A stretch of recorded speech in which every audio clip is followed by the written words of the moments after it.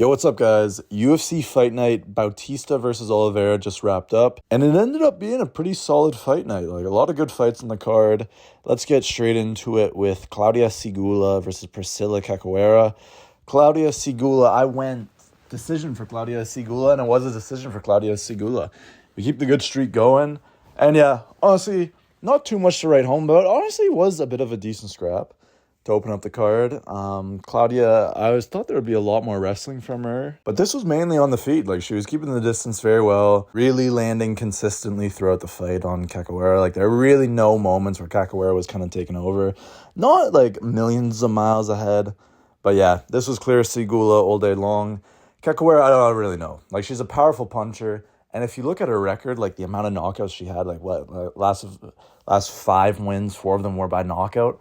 Like, that isn't a sustainable method for winning in women's MMA. Like, I get it's bantamweight, but yeah. Segula, good pick. Going against the MMA guru dogma of picking the prettier one, but hey, we went with it, and she clutched up. Claudia Segula, good win. Next fight, we got Muin Gafurov versus Jakub Wicklacz. I went for Muin Gafurov decision, and it ended up being a Jakub Wicklacz third-round submission. So a bit of an interesting end to the fight. Muin Gafurov is basically doing very well in the third round. It's 1-1. Wicklacz started off the fight very well, controlling the distance well, landing his shots, went to the body extremely well this fight. So did Muin Gafurov. It was a pretty well-matched performance. Muin Gafurov wasn't really getting that wrestling off too well. Wicklacz, as always, was throwing up the gillies. And Muin Gafurov had a better second round. It's 1-1. Going into the third. And then Gafurov just gets that second win in the third and is just piecing up Wicklacz.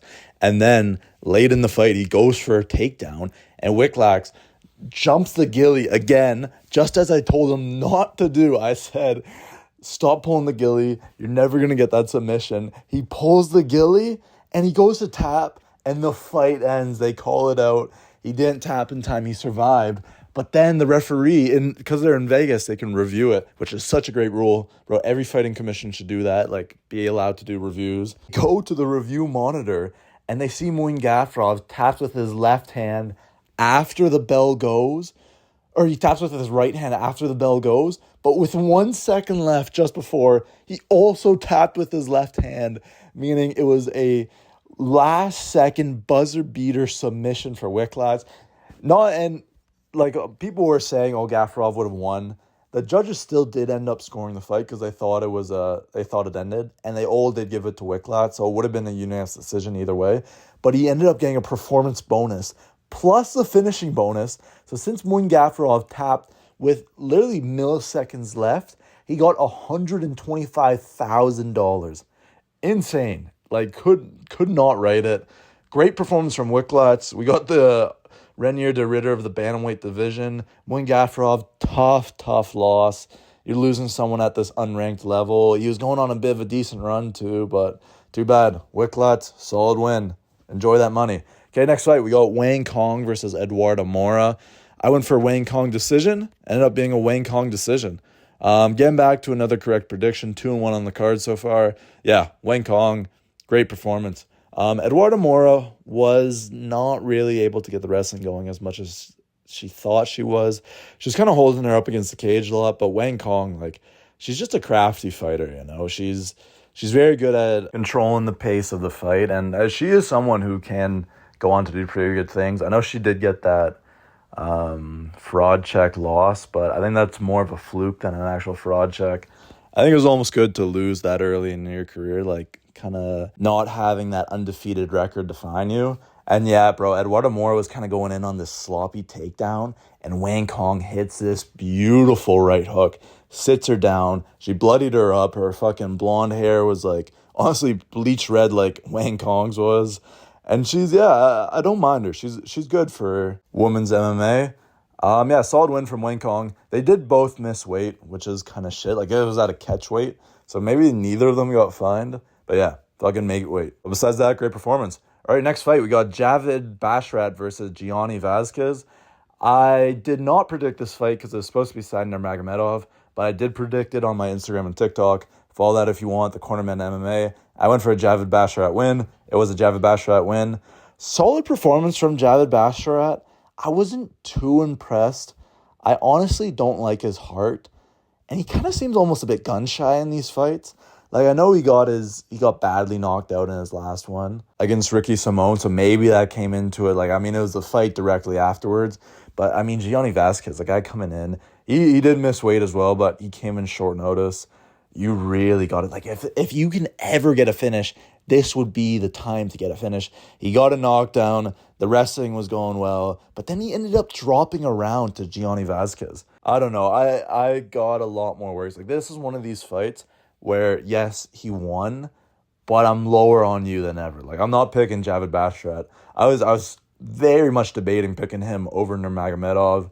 Ended up picking Side. I think Side would have smoked him. I don't think he's that high level. I don't like the cardio. Like, it's all just like low level, win one, lose one. Like, it's kind of this point style kickboxing, which is really fading. Like, a style that is really struggling to get wins right now in the UFC. When you look at guys like Adesanya, Leon Edwards, like, these guys are really struggling in that style. So yeah, decent performance. Gianni Vasquez kind of put up a decent fight, but yeah, he's really not that high level. Javid's got to be finishing that. That's ridiculous. But yeah, solid scrap. All right, next fight. We got Bruno Brazil versus Ketlin Souza. I went Ketlin Souza decision. It was a Ketlin Souza decision. Pretty well on the card right now. That's 4-1 we're at now, so not bad at all. This one, it wasn't... Nah, it was a pretty bad fight. I can't lie. Bruno Brazil is just like, she just doesn't get going enough. She's not doing enough to win. It's like it's so mediocre and basic leg kicks. I kind of like Javid Basharat. Like, there was no real urgency to get out of the clinch against Ketlin Souza. And Ketlin Souza being the stronger fighter, you need to put work in on the feet, and she just simply wasn't doing that. Ketlin wasn't. I mean, she didn't look that good, but she looked like she wanted it more. She looked like she had the better cardio. She was stronger. She had more heart. I missed some of this fight. I missed the first one too as well. It's like, come on, boys, I'm not watching that shit. I'm getting home from the gym, cooking food. But yeah, solid win from Ketlin Souza. Like, she will do this to lower level competition. And for people who are picking Bruno Brazil, I think it's just because of her name. You know, they see her hanging out with the fighting nerds. Maybe they've seen her hit pads with Kyle Brahalio or something like that. But you look at her wins, they're all trash cans. Molly McCann, Shauna Bannon, and I don't mean to be disrespectful, but Shi Ming is like a semi-pro, you know. She's a fucking doctor. Ketlin Souza was a ranked fighter. So yeah, good one, Ketlin Souza. Moving on to the next, we got Nikolai Veretennikov versus Nico Price. Yeah, I went Nikolai Veretennikov second round knockout. It ended up being a Nikolai Veretennikov first round knockout. Solid win from Nikolai. I thought maybe Nico Price could put on a bit of performance. I was actually kind of torn here because Nikolai has shown to have a pretty bad IQ, bad grappling.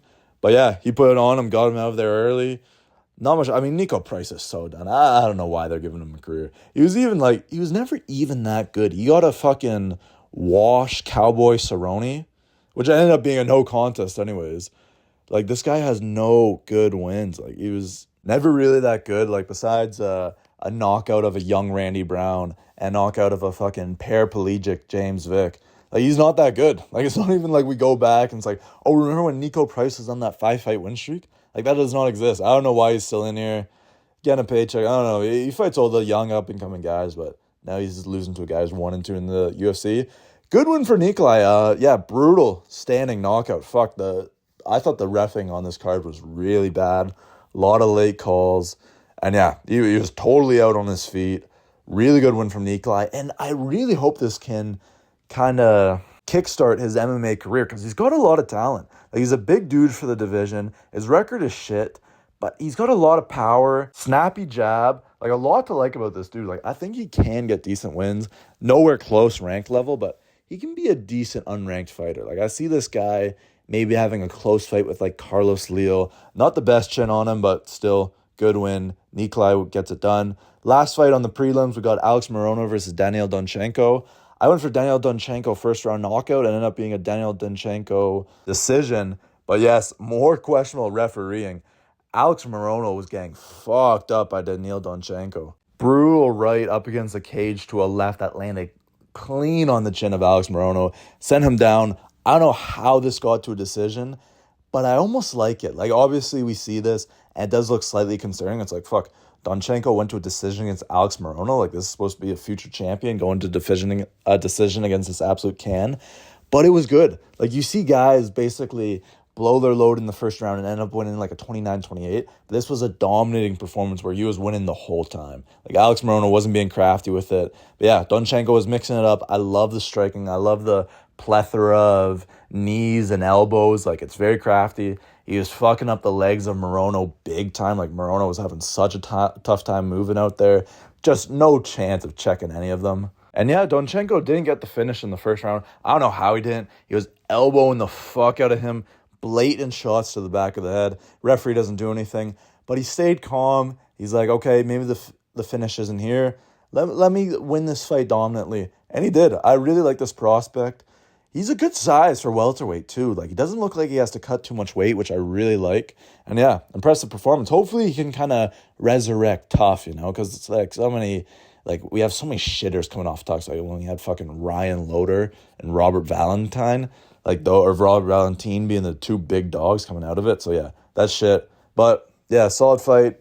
Predicted it right again. Very solid. Okay, going to the main card now. We got Dustin Jacoby versus Julius Walker. I went for a Dustin Jacoby decision. Ended up being a Dustin Jacoby second round knockout. Good performance by Dustin Jacoby. Kind of weathered the storm of Julius Walker early. Julius Walker was able to get those takedowns going. And he is a decent wrestler. He's got a lot of good aspects about his game. Taking down a guy like Dustin Jacoby is not easy. He had a very successful first round. I gave it to him. I thought he was up. I was worried about Dustin Jacoby. I was very torn on this pick. But in the second round, he goes for another takedown on Dustin Jacoby and does not. He had to bail on it. He goes for the takedown. Dustin Jacoby does pick up the pace. Like, he's piecing him up on the feet. Like, you look at the significant strikes, it is crazy, but so many of them are from that finishing sequence that I'm about to tell you about. So Dustin Jacoby is then elbowing the fuck out of Julius Walker. Julius Walker has to bail. Kind of like Jailton Almeida versus Curtis Blades. He doesn't bail early enough. He ends up getting in trouble. Dustin Jacoby reverses the position, gets him up against the cage, and hits him with a nasty fucking right hook. Clean on the chin. He kind of goes limp on the ground, and he's trying to survive. Dustin Jacoby is hitting him with these massive shots, and fucking Dan Miragliotta does not call it. Dan Miragliotta is a shit referee who deserves to be fired. Like, we see every time we go to like Canada, to Australia, to Brazil, we see all these native referees basically get their opportunities.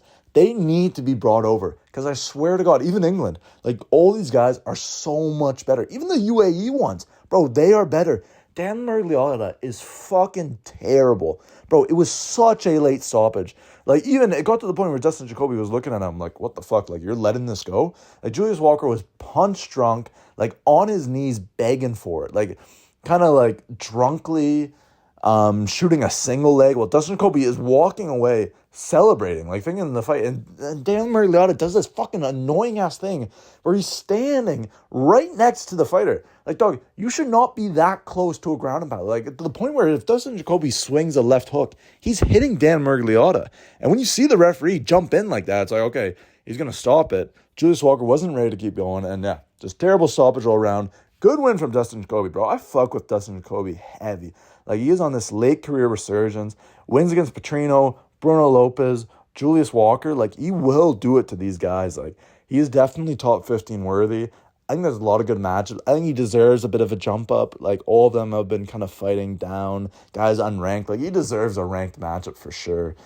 I think he can cause people problems. Like, he does. He's a slow starter. Sometimes he kind of does get in his own head, like, and struggles to really assert himself on these, like, lower level fighters. But he's a solid guy. Let's give him a jump up. Yeah, Dustin Jacoby, another correct pick. Card's going well. Gene Matsumoto versus Fred Basharat is the next one. I went for a Fred Basharat decision. It ended up being a Fred Basharat decision. I can't lie. I thought this was total robbery. I gave this Gene Matsumoto hands down. Fred Basharat did very well in the first. He was looking just way better on the feet, way cleaner. Gene Matsumoto has a lot of bad striking, and Fred was just piecing him up with the jab, really countering well. I thought that was very impressive. The takedowns weren't really there for Gene Matsumoto to in the first. So yeah, I was looking at him like, fuck, luck of the card is coming in. Basharat's win this easily. Second round starts, and Gene Matsumoto starts picking up the pace. He's getting takedowns very easy. He's just kind of working his way up the cage, and almost Fred is just slowly getting down there. The point where he'll, like, take a knee almost to reset and get out of there.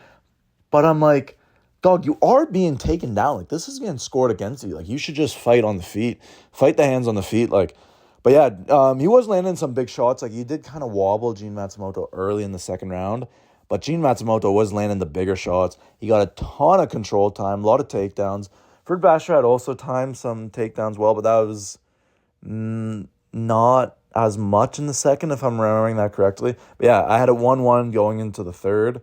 And you get out there, and Gene Matsumoto, and he was, like, late into that second round, Gene Matsumoto was landing some big shots and kind of wobbling Basharat. But yeah, we get into the third, and Gene is putting it on him. He is out-dogging him. Fred is just totally gassed. He's landing some big shots, but it's doing nothing. Like, Gene Matsumoto is landing bigger. He's landing more often.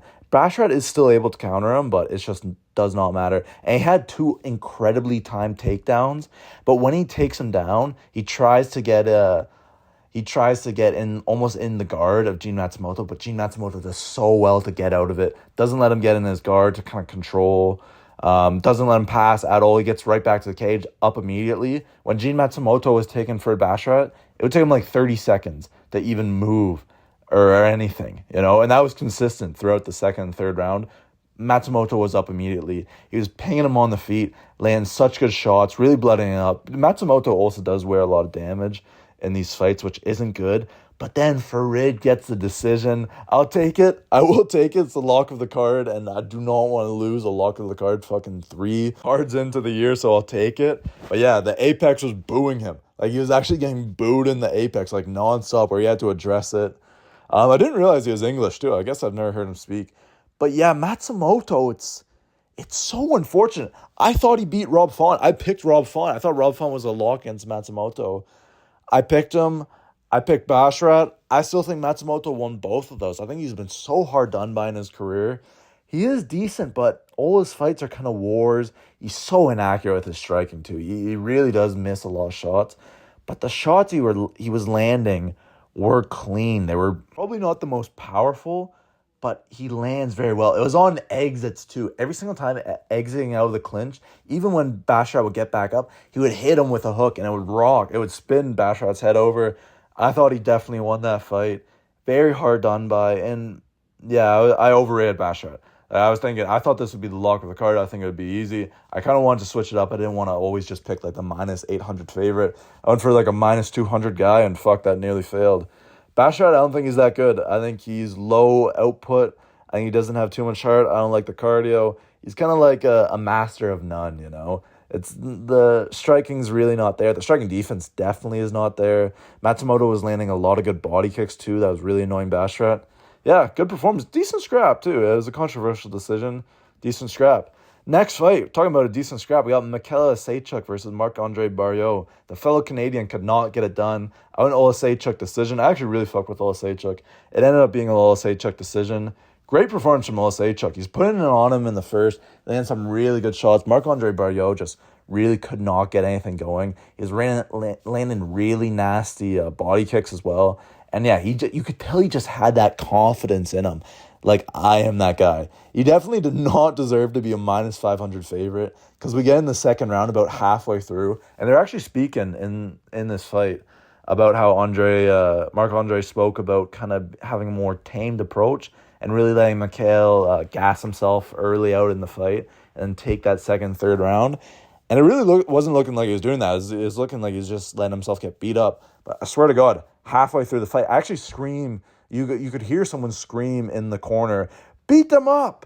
I think he said, "Beat them up, Mark." And that was like the Drago all in Creed to like do the illegal shot. He started putting it on him, and he won that second round. He was really doing well, landing a lot of clean shots. Michele, honestly, probably had to take a step back because he was just moving forward so much in the fight. Yeah, was landing a lot cleaner, did a lot better on defense. I really liked how he kept the guard up. But yeah, Oseichuk was just landing a lot more consistently. Gets to the third round, and it's anyone's fight. The odds are dead even. And yeah, Oseichuk dogged it out. Very impressive win from Oseichuk. It kind of made sense, like, they didn't get a knockout. I really like that pick from me. Can't lie, I don't mean to blow too much smoke up my own ass, but I didn't think Oseichuk was going to get 3 finishes in a row. Like, he is talented, don't get me wrong. I really like his fighting style. I love his heart. I think he's very well-rounded, solid fighter, a lot of good qualities, but he isn't a guy who's going to knock guys out, like, nonstop. I think he does have top 15 potential. And for Power Bar, Marc-Andre Barrios, such a sick nickname, by the way. And the reason why he got that nickname is pretty cool. You should look it up. Yeah, I like him. I hope he gets an easy matchup. Like, let's give him an 0-2 guy. Let's let him bounce back. He's a company man. He always puts on entertaining fights. He is losing a lot recently. Like, he's not at this level of these top guys. But yeah, let's keep him around. I hope they do. But yeah, really good fight. I like this one a lot. Now, a really shit fight. We have Jailton Almeida versus Rizvan Kuniev. I went Jailton Almeida decision. It ended up being a Rizvan Kuniev decision.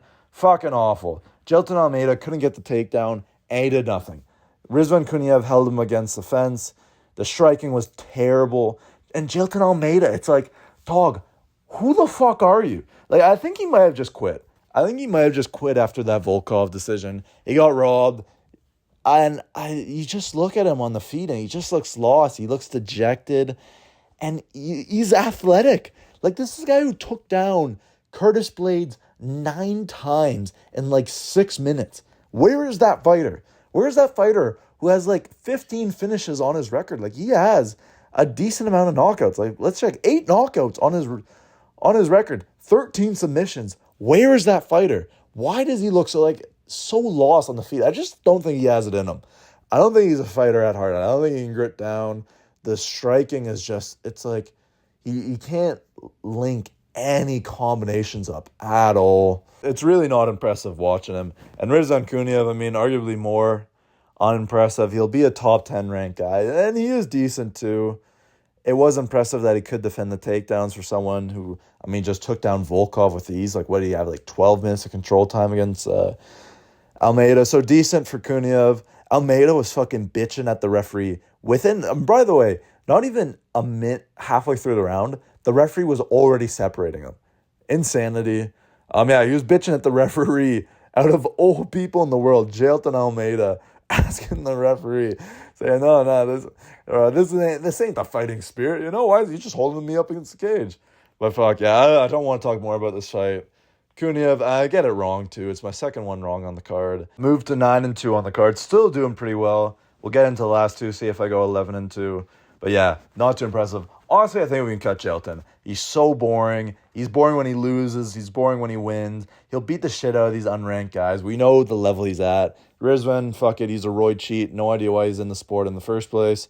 But yeah, honestly, send them both to PSFL. Learn PFL, buddy. All right, next fight. We got Amir Albazi versus Kyoji Horiguchi. I went Kyoji Horiguchi decision and ended up being a Kyoji Horiguchi decision.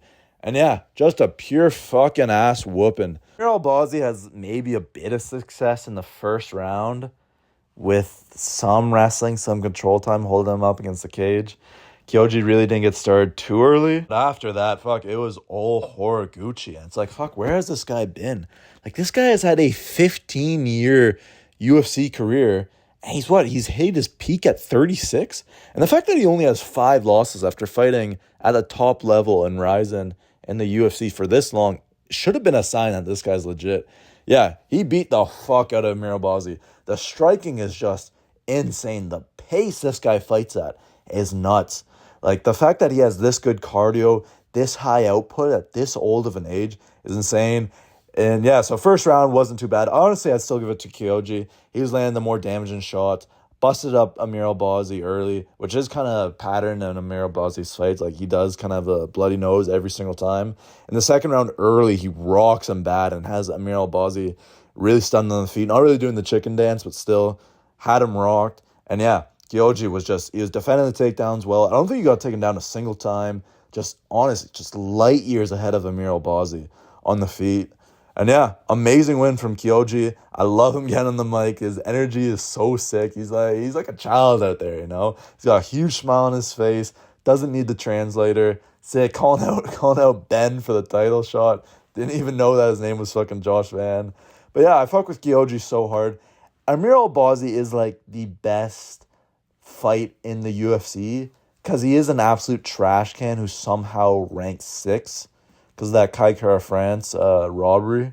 So it is a very good, in against the top 6 ranked guy, but this is the worst top 6 ranked guy in the whole promotion. Maybe besides Yair Rodriguez, but I think Yair Rodriguez would still kick the equivalent of Amir Albazi in featherweight.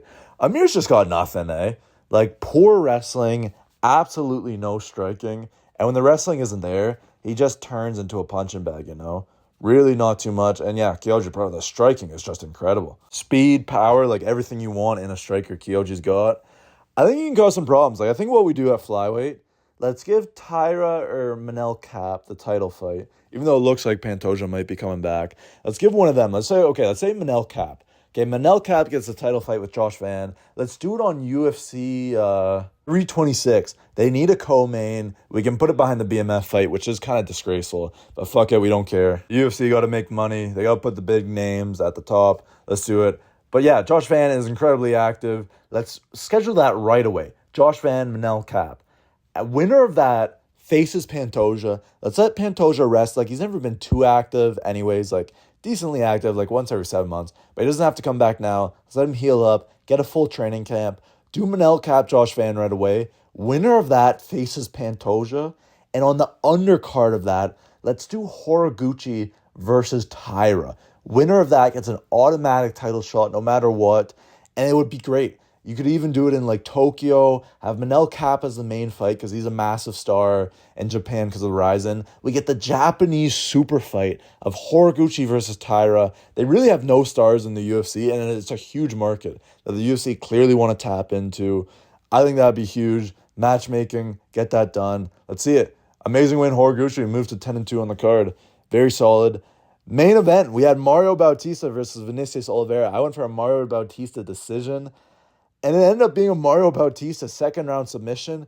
And boys, I told you to get on the Mario Bautista hype train. He is kind of sick. Like, bro, like, I watched that fight with Aldo. And it's like, yeah, I get Aldo's a legend. People were pissed that he lost. Bro, Mario Bautista was doing what he had to do to win. Like, I'm sorry, if another man is holding you up against a cage for 7 minutes of a 15-minute fucking fight, you do not deserve to win. And like, I don't mean to hate on Aldo, but it's not a coincidence that the guy never gets fucking taken down. Like, if you want to dig your heels into the fucking mat, throw 2 underhooks in, and just not try and fucking defend at all, just chill there the whole time, like, yeah, you're not going to get taken down, but you're going to lose the fight. Like, it's a choice. Being held up against the cage is a fucking choice, man. I swear to God. But yeah, Mario Bautista puts it on him early in the first. Vinicius is really struggling to get anything going. He actually did have a nice reversal at some point and did get some control time on the ground. But Mario Bautista was just putting work in. He was putting that pace on him early. And Vinicius, who kind of did seem to have a decent gas tank, was fucking dying in the first round. Like, he was looking like Talson Teixeira and Tai Tuivasa. Bro, even in Rizvan Cunha's fight, like, it's 2 fucking fat, flobby heavyweights. Obviously, Jets and manager. But Cunha was standing throughout, like, every single round. Vinicius was on the ground before the stool even got there. He was dying.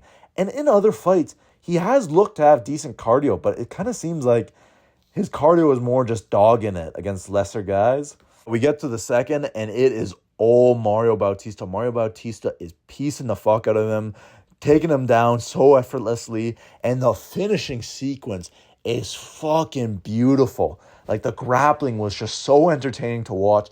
This guy gets him in a crucifix, is landing huge shots, really hurting Vinicius Oliveira.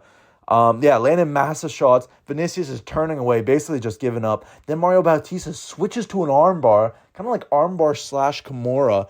Vinicius Oliveira is panicking. He kind of gets out. Mario Bautista kind of loses him. And then he switches. He goes from a crucifix to an armbar to a rear naked choke, takes it back, locks up the choke. Vinicius Oliveira taps instantly. Beautiful win from Mario Bautista. So nice. He's honestly, like, you know what I love about Mario Bautista is one of the main things. People hated him. I said this in the prediction. They hated him after that. And what did he do? Bro, he took it like a fucking man. He didn't bitch out, make some fucking lame-ass apology, kind of half-ass apology, half-ass, I want you guys to like me. Nah, he said, you know what? Fuck it. I won. Bro, I won. And you know what he did? He impressed us, bro. He turned all his haters into fans. Fucking sick performance from Mario Bautista. And I said, like, I don't know how this was a minus 160, but I said in the prediction, there is no way I can see Vinicius Oliveira winning this fight. Like, Mario Bautista was way more talented, and I honestly thought it wouldn't be this dominating. Like, I thought it'd be more like an exhaustion knockout late into the fifth, or decision, which is what I went for. Definitely not an early submission. Yeah, he's a top guy. Like, the fact that he's ranked fucking ninth is ridiculous. Like, the guy has a win over Aldo, and I guess Patchy Mix was unranked, so that wouldn't shoot him up that much. But yeah, Mario Bautista is clearly a top 5 ranked guy. Corey Sandhagen, I want to see Corey Sandhagen or Song Yadong. I'd love a fight night against Song Yadong. I think if it's 5 rounds, I'd go Mario Bautista. Like I say, let's get this an American pay-per-view or American Fight Night main event. I think that'd be great. His cardio is amazing. So suited for the 5-round fights. I think you do really well. I think it would be a great scrap for Sandhagen. I'd probably still lean Sandhagen, but yeah, he's top 5 level. Definitely not only 2 spots difference from Vinicius Oliveira. Like, you know the thing is with Vinicius Oliveira? If you look at his fights and you just watched his best round, you would think like, and say it went to you saw it ended, you would think like, holy fuck, bro, Vinicius Oliveira must have 30-26 this guy. Like, he was dominating him. He hurt him. He was getting takedowns. He was doing these crazy shots. He looked like a total marauder. And then you check the actual fight, and it's like, what? This was a 29-28? How the fuck did that happen, bro? He was dog walking him that round. And yeah, I really just don't think he's that talented in all honesty. Cardio is clearly a massive problem. And yeah, I think the wrestling was a bit overrated. Like, when you're having to win fights not based on your game, like Vinicius Oliveira is not a grappler. If you're having to win fights by grappling in the unranks, you're going to struggle because your striking isn't good enough, which is supposed to be your forte to beat unranked opponents. It's not going to be good enough to beat Mario Bautista. Like, never in a million years. Yeah. And people were talking about the weight cut too. Bro, it's like fucking online bullying. Dog, just log off. Like, if your weight cut is so bad and you got to cut fucking 40 pounds in 2 days, bro, move up to fucking featherweight. No one's forcing you to be here. So, yeah, I have no sympathy for guys cutting weight. Like, obviously, there are many advantages to cutting weight, but there are drawbacks too. And it's different for every single guy. Like, some guys will be super quicker if they go to a higher division, like Robert Whittaker, and you see massive benefits. But other guys cut a ton of weight and will be super strong. Other guys cut a ton of weight and have a terrible chin. So it's different for everyone. Like, there is no smoking gun that's like, yes, if you cut this, if you don't cut this, you'll do better, but you won't do better. Like, it's different. But yeah, I'd say it goes up to featherweight. There's really not too much for him. Like, he probably would have got a huge jump up. And he does kind of just look like a star, too. He's got the tattoos. He's got a sick name. He's Brazilian, you know. So, yeah, maybe that's why people were kind of leaning towards him. But, yeah, this was fucking Mario Bautista all day long. Beautiful performance from Mario Bautista. But, yeah, let's get on to my underdogs and locks of the card. Let's get on to my lock first. Lock, I went Fred Basharat. We moved to 3-0. It landed. I'll take it. I thought he lost, but you know what? It was close. Maybe you can give it to him. Yeah, I mean, they did give it to him. So, yeah, moved to 3-0. Very successful. And then my underdog of the card ended up pulling out. I went Sadner Magomedov, and I was thinking I'll just switch it to another underdog, you know, because I recorded the video before he pulled out, obviously. And then I realized I didn't pick any other undercards on the fight, which is interesting. It's interesting. I mean, only 2 underdogs ended up winning. But yeah, all the other people I picked were all favorites, which is not typical for me. I usually do try and find good lines, but I thought the lines were all pretty appropriate today. Like, Julius Walker one was probably, if I were to pick an underdog, I probably would have gone him. But I didn't. I stuck with Jacoby. He locked in. And yeah, boys, successful card. We moved to 30-3 on the season, boys. I am locked the fuck in. I'm doing a ton of parlays on my TikTok too. Follow that, the Cornerman MMA. It's getting a ton of traction. It's doing really well. And my parlay was both the Basharat brothers by moneyline, Kyoji Horiguchi versus Albazi over 2.5 rounds, Bautista moneyline, and Wang Kong versus Eduardo Mora moneyline. Or not moneyline, over 2.5 rounds. And Donchenko moneyline. And it fucking cashed, boys. It did well. Would have been a ton of plus money. We're making money. We're making great money right now. So everyone, let's keep following. If you got to this point in the video, thank you. Got Strickland versus Fluffy next. Going to be a good fight. But for now, fellas, peace.